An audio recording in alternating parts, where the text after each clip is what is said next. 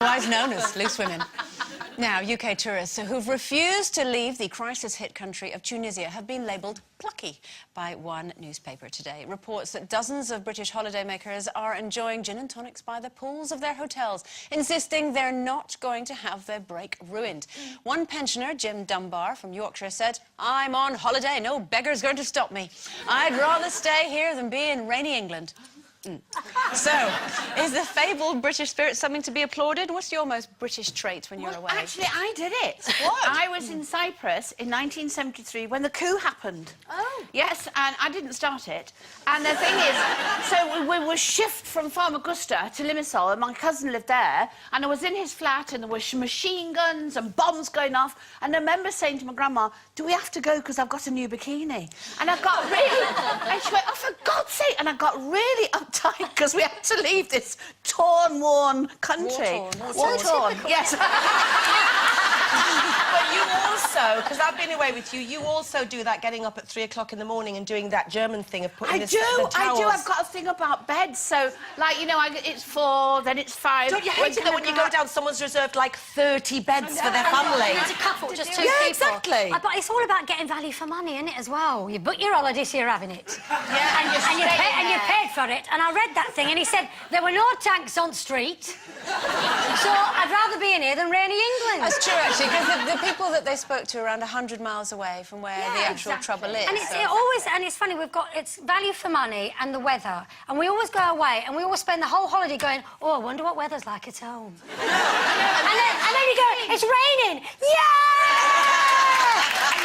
I love it when Peter Kay does that, when he phones home from the holiday and he's going, "Right, what's the weather like?" "It's that fine rain." Like, what I also love about British people, when they go, "What are you doing next week?" "Oh, I'm going on holiday." "Somewhere nice?" "No, actually, I've chosen the most horrible destination in the entire world." And also that thing when you say, "Where are you from?" "I'm from Nottingham." "I'm from Nottingham!"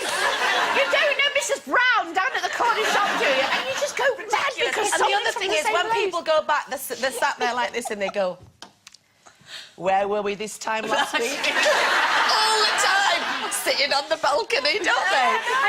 And whenever us Brits see a plane, like we're in England, I always sit there and I always go, I did it the other day, I went, "Oh, I'd give anything to be on that." And Paul went to me, "It's going to Heathrow!"